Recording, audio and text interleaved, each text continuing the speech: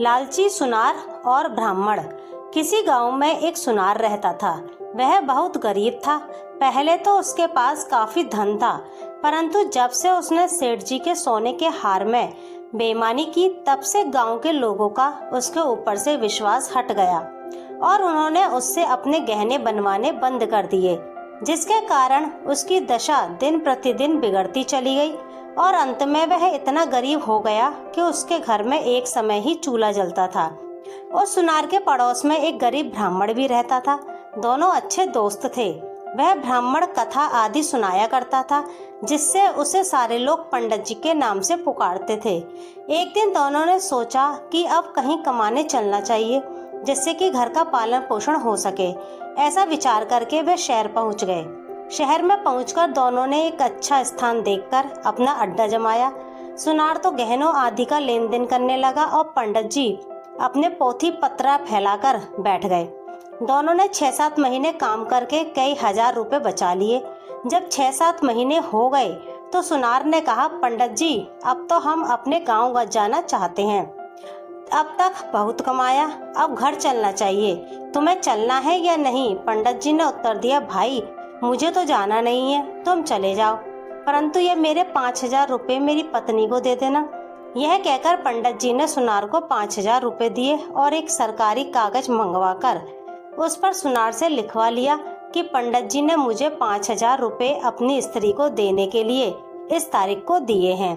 यदि मैं इन रुपयों को उसकी पत्नी को नहीं दूं, तो वह मुझसे 10,000 रुपये ले ले। यह लिखवाकर पंडित जी ने सुनार के हस्ताक्षर कराए और कागज को अपने पास रख लिया। इसके पश्चात सुनार चला गया।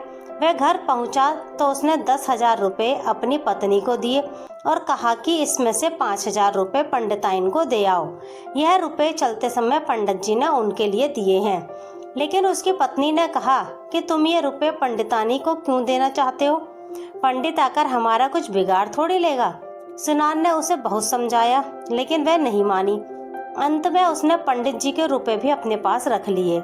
जब पंडिताइन ने सुना कि सुनार अपने घर आ गया है, तो वह दौड़ी दौड़ी आई। उसने सुनार से पूछा, जी, पंडित जी ने हमारे लिए कुछ नहीं भेजा है? सुनार ने कहा, वे अभी 2-2.5 महीने बाद आएंगे। पंडिताइन बेचारी चुप होकर अपने घर चली गई। कुछ दिन बाद वह फिर आई और पूछा कि पंडित जी की कोई चिट्ठी तो नहीं आई। यद्यपि पंडित जी की एक चिट्ठी पंडिताइन के लिए आई थी। कुशल क्षेम के पश्चात लिख रखा था कि रुपए तो पंडिताइन को मिल ही गए होंगे। अब मैं 2 महीने बाद वापस आ रहा हूँ। इसलिए सुनार ने वह चिट्ठी भी पंडिताइन को नहीं दिखलाई, क्योंकि इससे भेद खुलने का डर था। अब पंडिताइन तथा उसके बच्चे भूखे मरने लगे। कभी कभी पंडिताइन पंडित जी का हाल चाल सुनार से पूछने आ जाती थी, लेकिन उसे टका सा जवाब मिलता। 2 महीने बाद पंडित जी एक दिन 25,000 और कमा कर लौटे। इधर सुनार भी 20-25 हजार रुपये गाँव में ही पैदा कर चुका था। पंडित जी जब अपने घर पहुँचे तो उन्होंने अपने लड़के को पुकारा। उनकी पत्नी समझ गई कि पंडित जी आ गए हैं। उसने झट से दरवाजा खोला। पंडित जी बड़े ही हट्टे कट्टे हो गए थे। शहर में उन्हें अच्छा खासा खाना पीना मिलता था, किंतु जब वे अपने घर में घुसे तो उन्होंने देखा कि उनकी पत्नी तथा बच्चों की बहुत बुरी स्थिति हो गई है। कपड़े तथा शरीर तो इतने गंदे दिखाई देते हैं कि मानो अभी धूल में लौटकर आए हों। घर की ऐसी बुरी स्थिति देखकर उन्होंने अपनी पत्नी से पूछा, घर की ऐसी हालत क्यों हो रही है? उनकी पत्नी ने कहा, आपने तो वहाँ पर सोच लिया था कि मैं घर की कोई सुध ही नहीं लूँगा, चाहे जो भी हो जाए। जब घर के सारे स्त्री बच्चे मर जाएंगे तब घर लौट के जाऊँगा और घर में अकेला आराम करूँगा। पत्नी की बात सुनकर पंडित जी ने कहा, कैसी बातें करती हो? मैंने तो मित्र सुनार के हाथ 5,000 रुपये और एक चिट्ठी भी तुम्हारे लिए भेजी थी। पत्नी ने कहा, क्यों झूठ बोलते हो? मुझे तो एक पैसा तथा कागज का छोटा सा टुकड़ा भी नहीं मिला। पंडित जी को शक हुआ कि कहीं सुनार ने चिट्ठी और रुपए दबा तो नहीं लिए। वे झट से अपनी पत्नी को लेकर सुनार के पास पहुंचे। सुनार पंडित को देखते ही समझ गया कि वह रुपयों के बारे में कुछ कहने आया है। पास आने पर सुनार बोला, राम राम पंडित जी, कहो कैसे आना हुआ? पंडित जी ने राम राम करते हुए कहा, क्यों भाई, तुमने रुपए और चिट्ठी तो बिल्कुल दबा कर रख ली है। सुनार ने चौंकने का नाटक करते हुए कहा, कैसी चिट्ठी और कैसे रुपए? पंडित जी ने झट से वह कागज जिस पर शर्त लिखी हुई थी दिखलाया।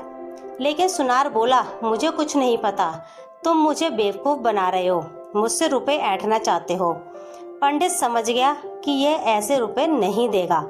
वह वहाँ से सीधे कोतवाली पहुँचे और कोतवाल साहब से कहा कि उस सुनार ने मेरे 5,000 रुपये दबा लिए हैं, मेरे रुपए मुझे दिलाने की कृपा करें। इतना कहकर उन्होंने वह शर्त वाला कागज कोतवाल को दिखाया। कोतवाल ने कागज देखा तो उसे विश्वास हो गया कि रुपए पंडित ने सुनार को दिए थे। वह उसी समय 2 सिपाही लेकर पंडित जी के साथ चल दिया। जब वे चारों सुनार के घर पहुंचे तो सिपाहियों और कोतवाल को देखकर सुनार बहुत डर गया।